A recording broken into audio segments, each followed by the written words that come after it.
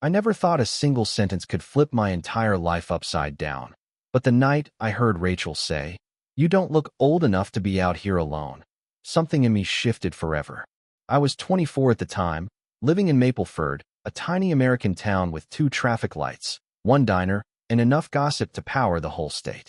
I worked part-time at a hardware store and spent the rest of my days trying to figure out what the hell I was doing with my life. Everyone around me seemed to have a plan: getting married, having kids, inheriting the family business. I had none of that. Just a beat-up truck, student loan debt, and vague dreams of something more. The night I met Rachel, I wasn't looking for anything except a break from my own thoughts. I'd stopped by Rusty's bar after work, intending to have 1 beer and leave. It was a Wednesday, quiet, the kind of night when even the neon signs buzzed slower. I slid onto a bar stool, nodded to the bartender, and that's when I noticed her. She sat alone in a booth, sleeves rolled to her elbows, dark hair pulled into a messy bun, glasses on the table instead of her face. She looked like someone who'd read more books than I'd ever seen, someone who'd lived through things I couldn't name. Older, obviously, confident, completely out of place in our little town, and definitely out of my league. I didn't plan to stare, but I did, and she caught me. "You don't look old enough to be out here alone," she said as she walked past me toward the bar, picking up her drink along the way. Her tone wasn't mocking. It was amused, warm, like she'd already read me. I laughed awkwardly. "I'm 24. "Oh," she said with a small smirk. "So barely legal." My face burned. She laughed softly, the kind of laugh that felt like a secret. Then she introduced herself. "I'm Rachel. Rachel Hartman." Her name sounded too elegant for Mapleford, like it belonged in a bigger city, something with skyscrapers and bookstores and a subway system. We talked longer than I meant to. About books, movies, stupid childhood stories. She asked real questions and listened like my answers mattered. Nobody in this town did that. They all already thought they knew me. I noticed the age difference immediately. She didn't hide it. She wore it like a badge. 35, divorced, new in town to take care of her late aunt's house. She'd lived in Chicago for years, worked in corporate marketing, burned out, and left everything behind. She said she needed a fresh start. I told her I'd never left town for more than a weekend. She smiled gently, like she understood something I didn't. When she finally stood to leave, she touched my shoulder, a small touch but enough to freeze me in place. "Careful walking home, Ethan," she said. I hadn't told her my name. I watched her step into the cool night, swallowed by the dim glow of the streetlights. I don't know how long I sat there afterward, replaying every second. Nothing about it made sense. Women like her didn't talk to guys like me. And yet she had. I didn't expect to see her again. In Mapleford, people passed through all the time. New faces, old stories. But the universe must have had a twisted sense of humor, because the very next morning, she walked into the hardware store while I was stocking aisles. And when she saw me, she didn't act surprised. "Morning, kid," she teased. "Show me where you hide your gardening tools." And that was the beginning of everything. For the first few days after meeting her again at the hardware store, I tried to convince myself it meant nothing. Mapleford was tiny. Running into each other was inevitable. But Rachel made everything feel intentional, even when it wasn't. She strolled through the store like she owned the place, asking questions that didn't sound like questions at all, more like challenges. "What would you plant if you had a garden? Why haven't you left this town yet? Do you always look this nervous?" She had this way of speaking that made me want to answer honestly, even when I had no idea how. When she reached the register, she leaned on the counter and tilted her head. "You're not as quiet as you pretend to be," she said. "I like that." I froze. "I'm not pretending. MHM. She grabbed her bag. "Sure you're not." She left me standing there questioning my entire personality. That evening, she showed up again. And again the day after. Sometimes she bought things she clearly didn't need. Other times she just talked. I didn't know how to interpret any of it, but every time she walked in, the fluorescent lights felt less harsh, the store less suffocating. One afternoon, she invited me to carry her bags to her car because, and I quote, "Chivalry is dead unless you revive it." I don't even know if she meant it as a joke. While loading the bags into her trunk, she crossed her arms and studied me with a look that made my stomach twist. "You're interesting, Ethan," she said. "You know that?" "No," I admitted. "Well, you are." She got into her car, paused, then added, "Drive by my place sometime if you're bored. It's the blue house on Pine Street. Hard to miss. She didn't wait for a reply. She never did. I told myself I wouldn't go, that it wasn't appropriate, that she was older, smarter, and probably just bored in a small town. But 3 days later, after pacing my room like a lunatic, I found myself standing at her front door, holding a six-pack I hoped didn't make me look like a kid. She opened the door before I knocked. "Took you long enough," she said. Inside, her house smelled like books, freshly brewed coffee, and faint vanilla. Shelves lined the walls, filled with novels, plants, photos of city skylines. The place looked like a life she'd paused rather than left behind. We sat on her couch drinking beer and talking like we had for weeks. She asked about my childhood, my dreams, my worst mistakes. I didn't tell most people that my dad bailed when I was a kid or that I always felt stuck, like I was waiting for something I couldn't name. But with her, the truth came out so easily it scared me. Hours passed. At one point, I caught her watching me, not casually, but sharply, like she was memorizing my expressions. "You're not what I expected," she said quietly. "What did you expect? A naive kid. And what am I?" She smiled. "Someone who might surprise me." That sentence haunted me for days. When I left her place that night, I felt something I couldn't explain, like I was walking out of one life and straight into another. I didn't know if she felt the same, but she didn't need to. I already knew I was in trouble. And I was right. Because the next week, everything started to change. The shift didn't happen all at once. It wasn't dramatic or obvious. It was subtle, small moments piling up until they became impossible to ignore. It began with the way Rachel greeted me whenever I stopped by her place. The first few times, she opened the door with a teasing smirk or a casual "Hey, kid." But now she said my name softly, warmly. "Ethan," like it meant something to her. And when we sat on her couch, her knee started brushing mine. Not accidentally. She wasn't the type to do anything accidentally. But the moment that really flipped my brain happened on a Thursday evening. I was sitting on her back porch, drinking iced tea while she repotted a plant. She was focused, calm, her hands dirty from soil. I didn't understand how someone who'd lived a full adult life in a big city could look so at home in a small-town backyard. I must have been staring too long because she glanced up. "What?" she asked. "Nothing. You're terrible at lying." I laughed, rubbing the back of my neck. "I just don't get you." "Oh." She set the plant aside. "What part?" "All of it." She raised an eyebrow. "Be specific." I hesitated, then said the thing that had been stuck in my head since the night we met. "Why do you talk to me?" She didn't answer right away. Instead, she stood, brushed soil off her hands, and sat beside me. Close. Too close. Her shoulder pressed against mine. "Because you make this place feel less empty," she said quietly. "And because you look at the world like it's still capable of surprising you." I forgot how that feels. I swallowed hard. No one had ever said something like that to me. Before I could respond, she nudged my arm. "And because you're cute," she added with a smirk. My face went hot. She laughed at my reaction and leaned back, stretching her legs out. The air between us shifted, warm, electric. I felt it. She felt it. But she didn't push it, and I didn't either. At least not that night. People in Mapleford started noticing. It began at the hardware store. A coworker nudged me when Rachel walked in and whispered, "Isn't she a little old for you?" Another said, "Dude, she's way out of your league." Others just stared. Small towns run on judgment like cars run on gas. Rachel never flinched. She carried herself with a confidence that made their stares bounce right off her. But me? I felt everyone's eyes. Every whisper stuck to my skin. One day, as I rang up her order, the cashier beside me muttered loudly enough for both of us to hear, "She's probably just lonely." Rachel didn't react. But when we walked out to her car, she paused and leaned against the door. "Does that bother you?" she asked. I thought about lying. Instead, I said, "Yeah, a little." She studied me, expression unreadable. "You care too much about what people think," she said gently. "That's going to hurt you someday." Maybe. Or maybe I'm just being realistic. Realistic? She stepped closer. "Ethan, you're judging something before you even let yourself feel it." I held her gaze, heart pounding. "Feel what?" She didn't answer. Instead, she reached up and fixed the collar of my shirt.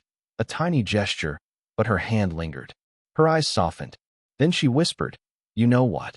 The world felt painfully still. But she didn't kiss me. She didn't cross any line. She just left me there stunned as she got into her car. Before she drove off, she lowered the window. "Dinner at my place Sunday," she said. "If you want." I wanted more than I knew how to admit. That Sunday night changed everything, and not in the way I expected. Sunday came faster than I expected. I spent way too long picking out a shirt, changing it, then changing it again. I told myself it wasn't a date, but my reflection wasn't buying it. My hands wouldn't stop shaking. I'd never been like this around someone before, not even girls my age. I showed up at Rachel's house exactly at 6:59 p.m., then stood on her porch pretending I hadn't arrived too early. Before I could knock, the door opened.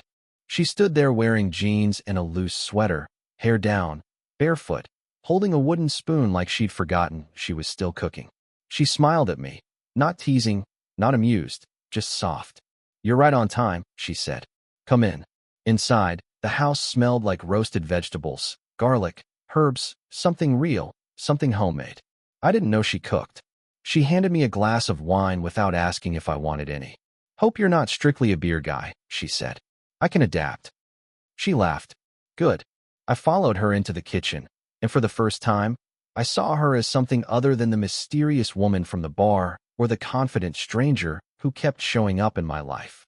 She looked normal, human, vulnerable even. She moved around the kitchen with effortless grace, explaining she'd learned to cook out of necessity after her divorce. I didn't know she'd been the one doing all the work back then. Cooking, cleaning, planning, holding everything together while her ex-husband chased promotions and forgot she existed. It was the first glimpse I got into who she was beneath the confidence. When we sat down to eat, the conversation flowed easier than I expected. She told me about her years in Chicago, the long commutes, the late-night deadlines, the loneliness of being surrounded by millions of people. I told her about the quiet of Mapleford, the comfort and the suffocation of everyone knowing your name. We were halfway through the meal when she asked a question that made my fork freeze. "Do you think you'll stay in this town forever?" "I don't know," I said honestly. "Sometimes I think I should leave, but I don't know where I'd go." She set down her wine glass and looked at me like I'd just revealed a deep secret. "You don't have to know. You just have to be brave enough to try." No one had ever said something like that to me. My chest tightened in a way I couldn't describe. After dinner, we moved to the living room. She curled up on one end of the couch. I sat on the other. But as the conversation drifted into quieter territory, childhood memories, fears, regrets, the space between us shrank. She shifted closer. Slowly, deliberately. At one point, our knees touched again. This time neither of us moved away. I could feel my pulse in my throat. My hands were shaking. She noticed. "Relax," she whispered. "I'm not going to bite." I exhaled shakily. "I know. That's kind of the problem." She tilted her head. "Why?" "Because you make me nervous." Her expression softened. She reached out and touched my cheek. The lightest touch, but it felt like something inside me cracked open. "Ethan," she whispered, "you don't have to be nervous around me." Her face was close. Too close. I could feel her breath. I could see the tiny scar near her lip, the faint freckles on her nose. Every part of me wanted to close the last inch between us. But before I could say or do anything, she pulled back. Not abruptly, gently, with a deep breath, like she was stopping herself. "I need to tell you something," she said quietly. "Before this goes any further." My heart dropped. "What is it?"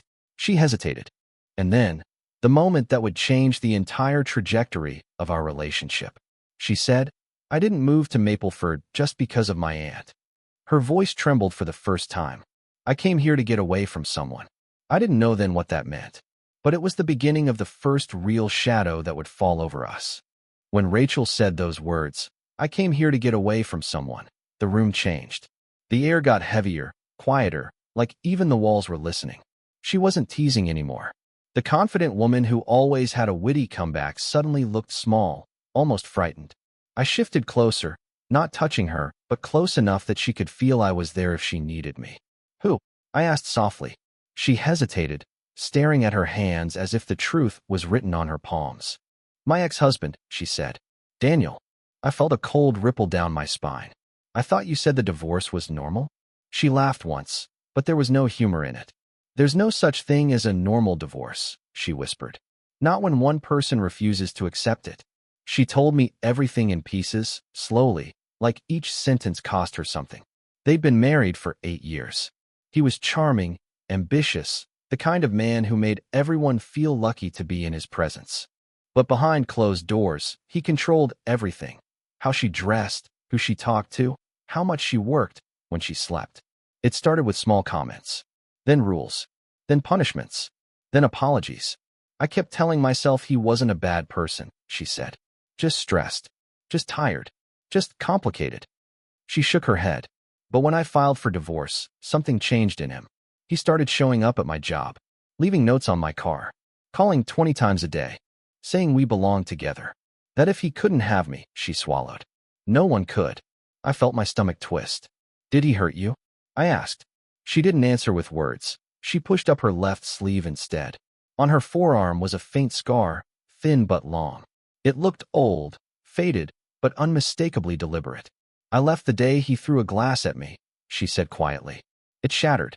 This was from the edge. My breath caught. I didn't know whether to reach for her or sit still. She seemed like she might break if someone handled her wrong. She pulled the sleeve down. I filed a restraining order. I moved here because it was far, quiet, and no one knew me. The silence stretched. Why tell me this now? I finally asked. Because, she whispered, I don't want you to think I'm playing games, or that I'm leading you into something without you knowing who I really am. I didn't know what to say. I'd never felt so protective of someone in my life. Not even my mom. She looked up, eyes glossy but steady. If anything happens, if he finds out where I am, she stopped, shaking her head. I just needed someone to know. Rachel, I said, finally reaching for her hand. You're safe here. Her fingers tightened around mine. You don't know that, she whispered. I do, I said, because I'm not going to let anyone hurt you again. Her breath trembled, and for the first time, she leaned into me instead of keeping her distance. She rested her head on my shoulder, and I wrapped my arm around her. We stayed like that for a long time. No words, just closeness, warmth, trust. When she finally pulled away, she wiped her cheek and forced a small smile. I didn't mean to ruin the night, she said. You didn't. You still want to be here? Yes. Even I was surprised by how quickly I answered. Something shifted between us after that, deeper than flirting, heavier than simple attraction. I didn't just want her anymore. I wanted to protect her, understand her, be someone she could lean on.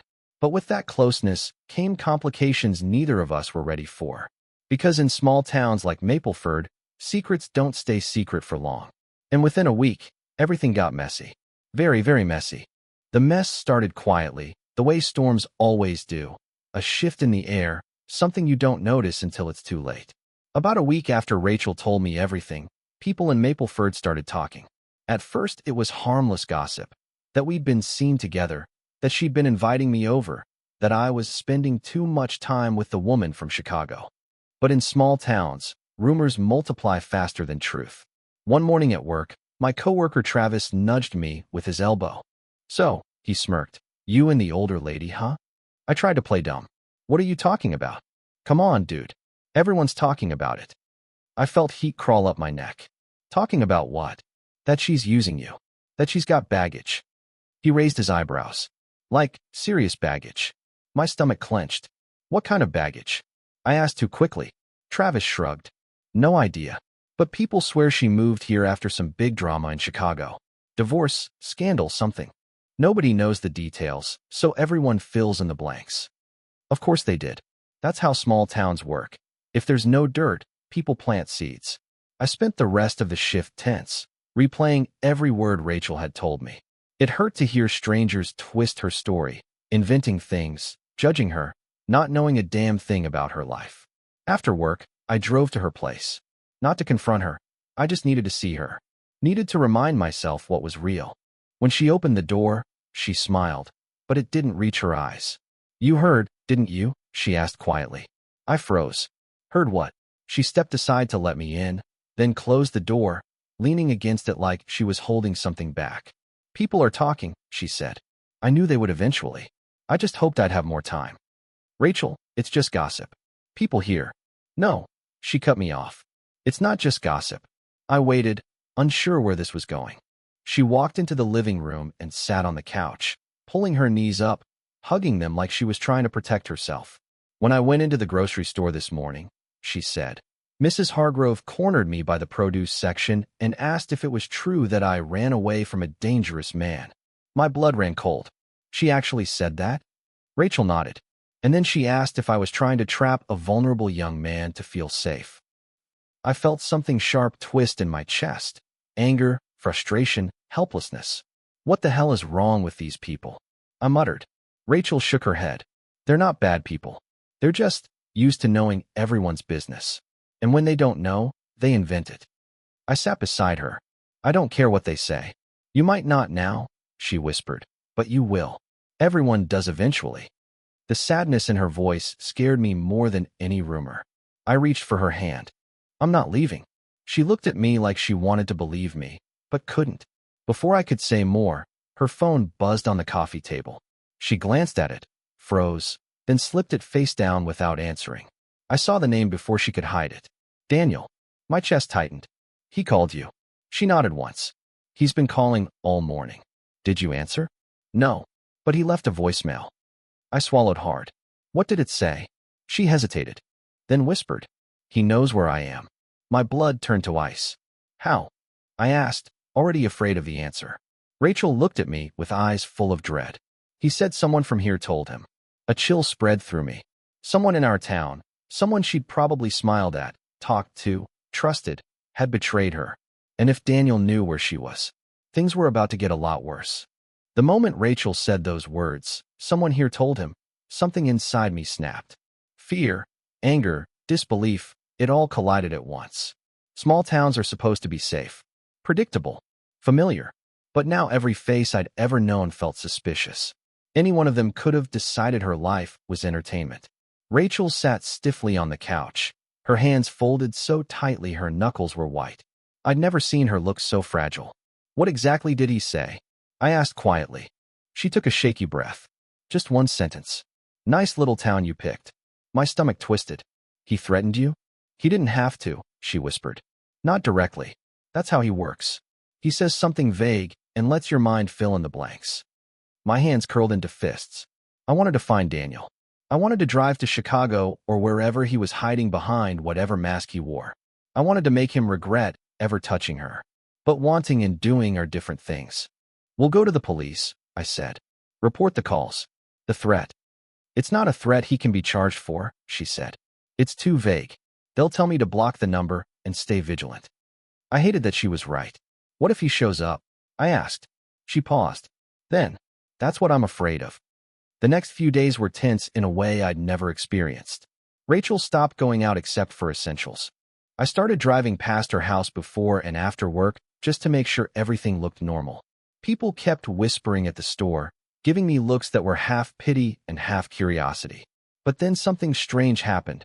The whispers started changing. They weren't just about Rachel anymore. They were about me. I overheard a group of old men at the hardware store muttering. That boy's getting himself pulled into something he doesn't understand. She's trouble. Mark my words. She's using him for protection. I wanted to shout at them. Tell them they didn't know a damn thing. But that would have proved their point. That I was letting my emotions get involved. Too late for that. On Friday night, things escalated. I was at home eating leftovers when my phone buzzed with a text from Rachel. Are you awake? I called her immediately. She answered on the first ring, breathing fast. Ethan, someone was outside my house. I stood up so fast my chair crashed over. What do you mean someone? I heard footsteps on the porch. Then the stairs. I looked through the peephole, and there was, I don't know, a man. Dark clothes. Put up. He didn't knock. He just stood there. My pulse exploded. Call the sheriff. Now. I already did, she said. But by the time they arrived, he was gone. Did they see anything? No. They said it was probably just a late-night visitor or someone lost. I cursed. Rachel, that's not someone lost.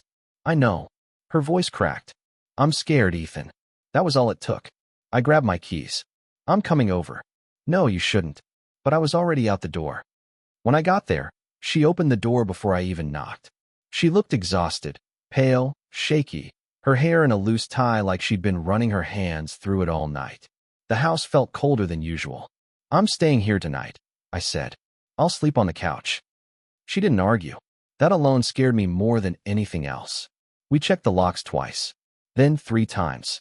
I walked the perimeter with a flashlight like some wannabe security guard. Nothing. Not even footprints. But the feeling didn't go away. Inside, she sat on the couch hugging a blanket. I sat beside her, but didn't touch her until she leaned into me on her own. "Do you think it was him?" she whispered. I didn't want to say yes, but I also wasn't going to lie. "I think it's possible." She closed her eyes. "What am I supposed to do?" "You're not alone," I said. "You don't have to handle this by yourself anymore." She exhaled shakily. "You shouldn't be involved in this." "I already am." Her eyes opened, and for the first time, I saw something in them I hadn't seen before. Fear and guilt, as if she believed she was ruining my life just by existing. I reached for her hand. "I'm here because I want to be." She didn't speak for a long moment. Then she whispered, "Ethan, there's something else I haven't told you." My chest tightened. "What is it?" I asked. She looked down, her voice trembling. "When I left Daniel, I didn't just leave." She swallowed hard. "I took something from him." I froze, and everything inside me told me that whatever she took was the reason Daniel wasn't going to stop. I didn't sleep that night, not because of anxiety, but because every time I closed my eyes, I kept replaying the way Emily had looked at me in the hallway. Equal parts hurt, fear, and something like resignation. She didn't run after me. I didn't go back. But the silence between us felt loud enough to fill my whole apartment. By morning, I knew one thing for sure. Avoiding the conversation wasn't an option anymore. Not if I wanted this, her, our life together, to survive what was clearly coming. So I spent half the day pacing around my living room, rehearsing opening lines like I was preparing for a court hearing. Everything sounded stupid. Everything sounded small compared to the look she'd given me. Around 4 p.m., I finally walked across town to her house.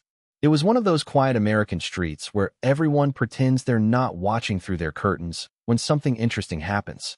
Emily's car was in the driveway. The lamp was on in the living room. She was home. I knocked. Nothing.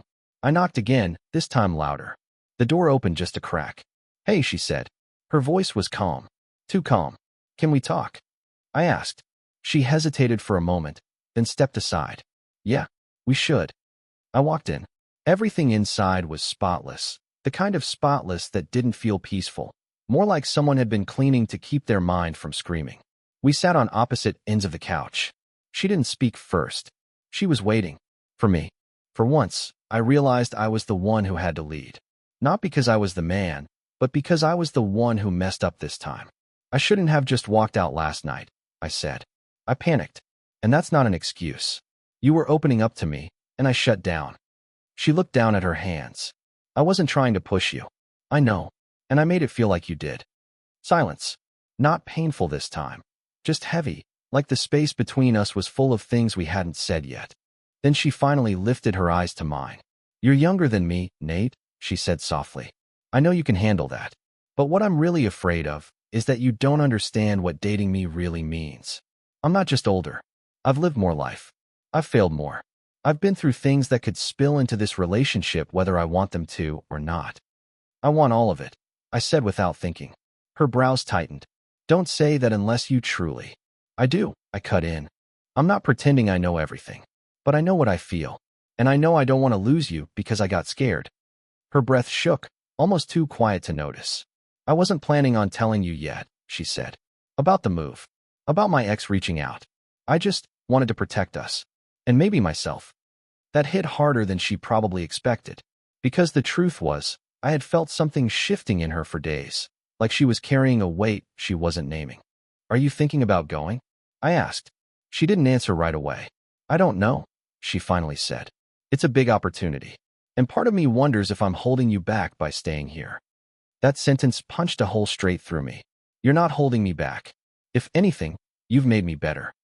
"Have I?" she whispered. "Or are you just telling yourself that because this feels new and exciting?" I leaned forward. "Emily, I'm serious about you. About us. If you move, we figure it out. If you stay, we figure it out. But I don't want fear making decisions for either of us." Something in her expression cracked, not in a fragile way, but in a relieved way, like she'd been carrying that doubt alone for too long. She exhaled. "I'm not used to someone choosing me like that." "Well," I said, "get used to it." For the first time in days, she smiled. It wasn't forced. It wasn't polite. It was real. But the moment didn't magically fix everything. Because then she said, "There's something else I need to tell you. And it's the part I'm scared might change everything." And just like that, my chest tightened again. "What is it?" I asked. She swallowed hard. "My ex isn't the only one who reached out." "My ex isn't the only one who reached out," Emily said, and her voice carried that same controlled tremor, the kind that told me whatever was coming next wasn't small. I forced myself to stay steady. "Okay, who else?" She took a slow breath, her eyes drifting to the window, as if she was preparing for impact. "My sister," she finally said. That wasn't what I expected. Not even close. I blinked. "Your sister? The one you don't talk to?" Emily nodded, fingers tightening around each other. "Yeah, we haven't spoken in years. Not since the whole family fallout happened. She messaged me 2 nights ago." "What did she say?" "She wants to see me. She's passing through our town in a few weeks. And she said she'd like to fix things." Emily let out a small, humorless laugh. Her words, not mine. I processed that. Emily had mentioned her sister before. Twice, maybe 3 times. Always in the careful way people reference unresolved wounds. But I never pushed. It wasn't my place. Or maybe it was, and I just didn't know how to yet. I moved closer, leaving only a foot between us on the couch. "How do you feel about that?" "That's the problem," she whispered. "I don't know. I want to give her a chance, but letting family back in, that's dangerous for me. You've seen how hard I worked to build a life here. A quiet life. A stable one. And she could disrupt that," I said. "Exactly." Emily rubbed her forehead. "She tends to show up like a storm. Loud. Emotional. Unpredictable. And when she leaves, everything she touched is in pieces. So you're afraid she might drag you back into the chaos you left behind." She nodded, her eyes softening with gratitude that I understood without prying. "Emily," I said gently, "this is your decision. I won't push you either way. But whatever happens, you don't face it alone." Her lips parted, like she wanted to say something, but she stopped herself. Instead, she shifted her gaze to me with an expression I'd never seen before. Not fear, not doubt, but something deeper. Something vulnerable. "I believe you," she said. "And that terrifies me." I moved a little closer, testing the distance. She didn't pull away. Before I could say anything else, her phone buzzed on the table. She flinched. The screen lit up with a name she didn't bother hiding from me. It was her sister. Emily stared at it, frozen. Then she silenced the phone and turned it upside down. "I haven't answered her yet," she admitted. "I didn't want to deal with it until I figured out what was happening between us." I placed my hand gently over hers. "What is happening between us?" She didn't look away. Something real. The air softened. The tension loosened. But just as the moment settled, she whispered, "There's more." "More?" I asked, keeping my voice steady. She nodded slowly. "My sister wants to stay with me. In the house. For a few days. Maybe longer." That was a lot. Not relationship ending. Not catastrophic. But definitely a collision waiting to happen. "And you're considering it?" I asked. "I'm considering everything," she said. "Because if she comes, she'll want to meet the people in my life. Including you." I felt the weight of that. Meeting the family, especially a complicated, estranged, unpredictable family member, wasn't small. It wasn't even medium. It was huge. A milestone we hadn't planned for yet. "Would you be okay with that?" she asked quietly. "With meeting her? With being part of whatever this turns into?" I didn't answer immediately. Not because I didn't know, but because I wanted to choose my words carefully. Emily watched me with a mix of hope and fear that made my chest tighten. Finally, I said, "If she's part of your life, even temporarily, then yeah, I want to meet her. I want to be there with you through it." Emily exhaled shakily, like she'd been holding her breath for hours. "Nate," she whispered, "you're not running from this." "No," I said. "I'm not running." She closed her eyes for a moment, then leaned her forehead against mine. A quiet, grounding closeness. A promise without saying the word. But before the moment could settle, she pulled back slightly. "There's one last thing," she said. "And this part really might change everything." My pulse kicked up again. "Tell me." Her voice dropped to barely above a whisper. She didn't just reach out to reconnect. She reached out because she thinks someone from my past is looking for me.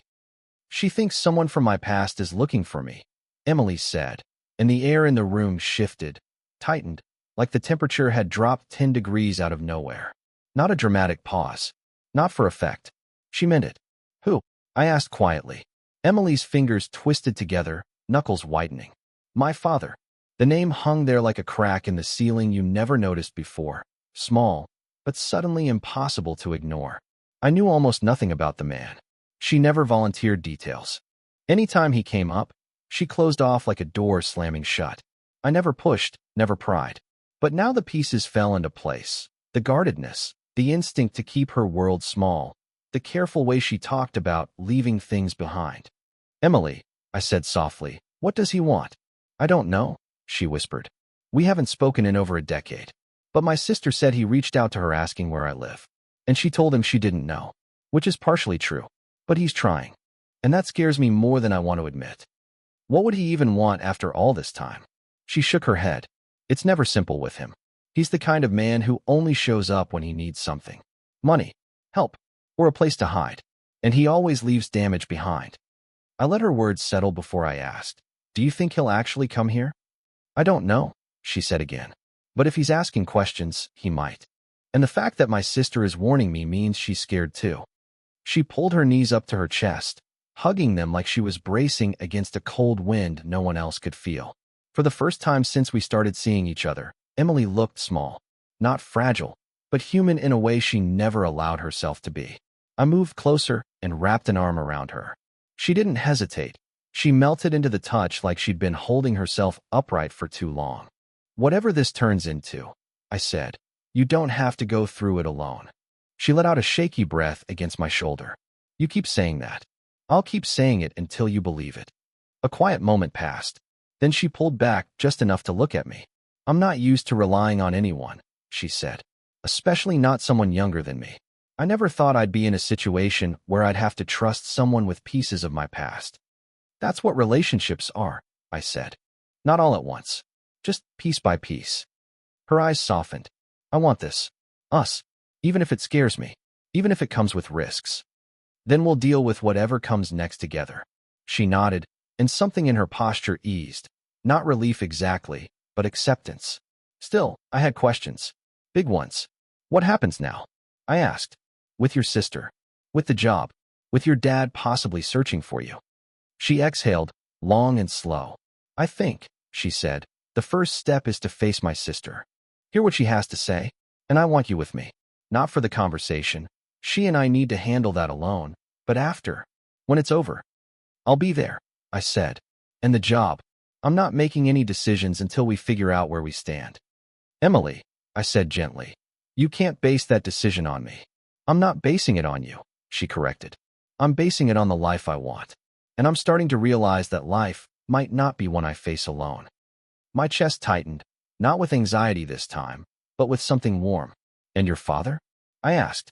She looked toward the window again, but the fear wasn't as sharp now. More like a shadow she was learning to stand in front of. If he shows up, she said, I won't hide. Not anymore. I built my life from the ground up. I'm not giving it away just because he suddenly remembers I exist. I nodded. Good.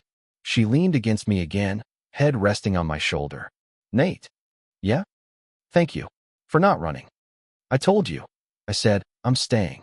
And for the first time since all this started, her voice carried a tiny thread of hope when she whispered, Maybe this is the story I was always meant to write. Not the one from my past. The one with you. We stayed like that as the sun slipped behind the rooftops outside. The room quiet but full. Full of possibility. Full of uncertainty. Full of something that felt real. A new chapter. Complicated, yes. Messy, absolutely. But ours. And this time, neither of us was walking away.